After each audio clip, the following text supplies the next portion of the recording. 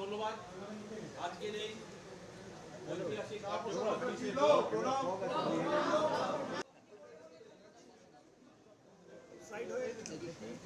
সামনে যাবেন না, যাবেন না সামনে।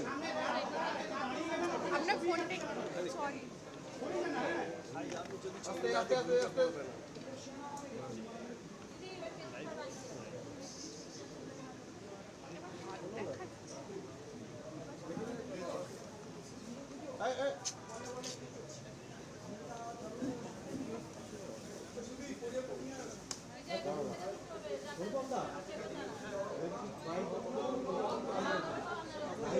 আমরা 5 নাম্বার বলে সাধারণত ডেকে থাকি। সেই 5 অফিসে প্রথমেই আজকে পশ্চিমবঙ্গ দিবসের শুভেচ্ছা এবং তার জন্য গৈরিক অভিনন্দন ভারতীয় জনতা পার্টির তরফ থেকে।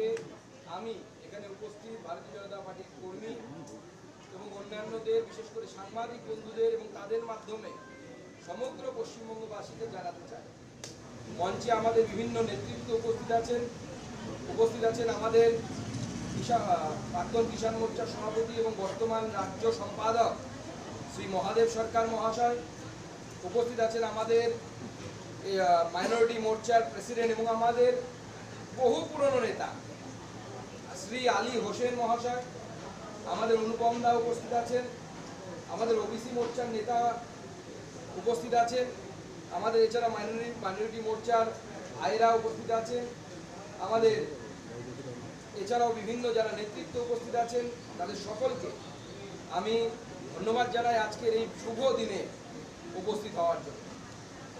আজকের এই বিশেষ দিন আমাদের জন্য অত্যন্ত আনন্দদায়ক, কারণ মাননীয় প্রধানমন্ত্রী শ্রী নরেন্দ্র মোদী স্বয়ং এই পশ্চিমবঙ্গ দিবসের দিনে পশ্চিমবঙ্গে তিনি আসছেন এবং তারকেশ্বরের পূর্ণ মাটি, পূর্ণ ভূমি, যে ভূমিতে হিন্দু মহাসভার 3 দিন ব্যাপী যে অধিবেশন হয়েছিল, যেখানে রেজলিউশন নেওয়া হয়েছিল 6 তারিখে যে আমরা পশ্চিমবঙ্গ অর্থাৎ হিন্দু বাঙালির হোমল্যান্ড গঠন করার জন্য আমরা অগ্রসর হব, সেই মাটিতে মাননীয় প্রধানমন্ত্রী পদার্পণ করবেন এবং সেখান থেকে পশ্চিমবঙ্গবাসী তথা রাষ্ট্রবাসীকে সম্বোধন করবেন।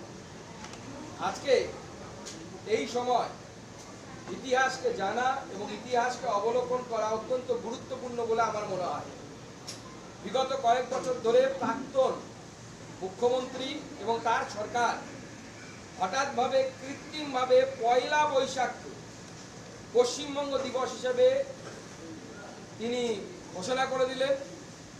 ঠিক যেমন মনে হতো যে আকবর যেরকম ইতিহাসে পড়েছি দিন-এ ইলাহি নামে নতুন একটা ধর্ম চালু করে দিয়েছিলেন, সেরকম মমতা বন্দ্যোপাধ্যায় তৎকালীন মুখ্যমন্ত্রী তিনি ভেবেছিলেন তিনি ইতিহাস ভূগোল সব কিছুর ঊর্ধ্বে এবং তিনি 1 বৈশাখকে ঘোষণা করে দিলেন যে পশ্চিমবঙ্গ দিবস।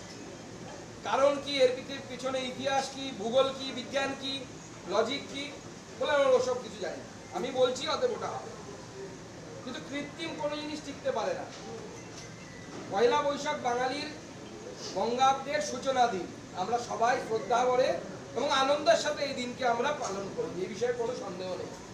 কিন্তু তার সাথে পশ্চিমবঙ্গের সৃষ্টির ইতিহাসের কোনো সম্পর্ক নেই, পশ্চিমবঙ্গের এই যে জন্ম এবং তার যে যাত্রা তার কোনো সম্পর্ক নেই।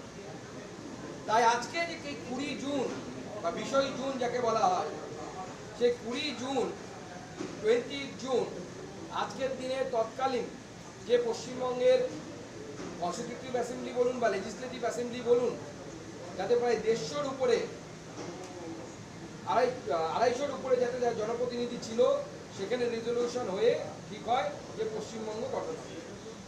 এবং এর পেছনে অনেক লম্বা ইতিহাস আছে, আজকে সময় নেই এবং নাহলে বিস্তৃত এর আলোচনা দরকার।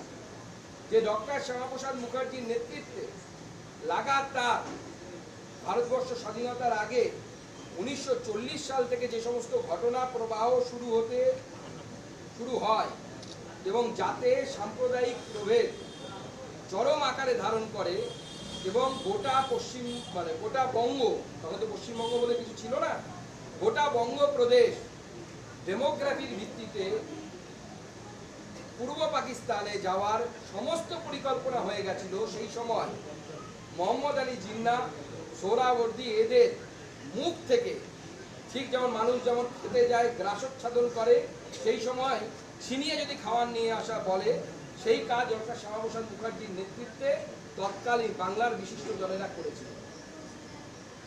এবং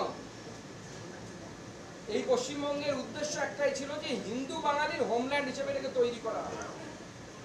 1945 সালে আপনারা জানেন নির্বাচন হয়েছিল, সেই নির্বাচনে মুসলিম লীগ এবং কংগ্রেস আলাদা আলাদা জায়গায় দাঁড়ায়। সেই নির্বাচনের যে ফলাফল, সেই ফলাফলে দেখা যায় হিন্দু প্রধান এলাকায় 91% ভোট পেয়ে, হিন্দুদের ভোট পেয়ে কংগ্রেস সিট জিতেছে। মুসলিম সিটের অধিকাংশ, সেই সময় 119খানা সিট ছিল মুসলিম সংখ্যাগরিষ্ঠ বা মুসলিম ডোমিনেটেড বলা ভালো, তার সংখ্যাগরিষ্ঠ সিট সেই সময় মুসলিম লীগ জয়লাভ করে। 88% অর্থাৎ 87%। আমাদের মাননীয় মন্ত্রী আমাদের মাঝে উপস্থিত হয়েছেন। তো আমাদের 87% মুসলিম ভোট, 87% ভোট, সেই ভোট মুসলিমদের ভোট মুসলিম লীগ পায়। এবং সেই সময় সোহরাওয়ার্দীর নেতৃত্বে ঠিক হয়ে যায় যে এই পশ্চিমবঙ্গকে, অর্থাৎ এই বঙ্গকে পুরো পূর্ব পাকিস্তানে সামিল করা হয় ডক্টর শ্যামাপ্রসাদ মুখার্জির নেতৃত্বে। এবং আমি সেই যে বললাম 1947 সালে 3 দিনের যে অধিবেশন হিন্দু মহাসভার, সেই হিন্দু মহাসভার অধিবেশন থেকে সেইখানে রেজলিউশন পাস হয় যে না, আমরা বাঙালি হিন্দুর জন্য আলাদা করে হিন্দু প্রধান যে এলাকাগুলো আছে সেই এলাকাগুলো নিয়ে বাঙালি হিন্দুর হোমল্যান্ড আমরা চাই। এবং তার নেতৃত্বে, শ্যামাপ্রসাদ মুখার্জির নেতৃত্বে প্রথম হিন্দু মহাসভা রাস্তায় নামা শুরু করে এবং বিভিন্ন সংগঠন, ভারত সেবাশ্রম সংঘ থেকে মন্ত্রী শান্তি কিচ্ছু হতে পারতাম না যদি না ডক্টর শ্যামাপ্রসাদ মুখার্জি আমাদেরকে পশ্চিমবঙ্গ দিয়ে না যেত। তাই আজকে সেই মহান পুরুষকে, যার ইতিহাসকে বন্ধ করে দেওয়া, স্তব্ধ করে দেওয়া হয়েছে, মুছে ফেলা হয়েছে, হোয়াইট আউট করা হয়েছে, সেই ইতিহাসকে সবার সামনে আনা হয়েছে। আমি বলছি, আমি শিক্ষার সর্বস্তরের সাথে যুক্ত থাকার সুযোগ হয়েছে আমার জীবনে, নিজে ব্যক্তিগতভাবে পড়াশোনার খাতিরে বা মাস্টারমশাই হিসেবে কাজ করা। আমাদের সিংহভাগ আমরা জানতাম না যে পশ্চিমবঙ্গ কিভাবে তৈরি হয়েছে, কোথাও ইতিহাস বইয়ে রাখা পর্যন্ত হয়। তাই মাননীয় শুভেন্দু বাবুর নেতৃত্বে যে পশ্চিমবঙ্গ সরকার গঠন হয়েছে, আমি ভারতীয় জনতা পার্টির একজন কর্মী হিসাবে আমি সেই সরকারের কাছে দাবি জানাবো, আগামী দিনে পশ্চিমবঙ্গের পাঠ্য বইয়ে এই পশ্চিমবঙ্গ নির্মাণে ডক্টর শ্যামাপ্রসাদ মুখার্জির যে ভূমিকা এবং অন্যান্যদের, সেই ভূমিকা অত্যন্ত গুরুত্ব সহকারে একটা চ্যাপ্টার কমসে কম হিসেবে পড়ানো উচিত, পশ্চিমবঙ্গের সিলেবাসে আনা উচিত।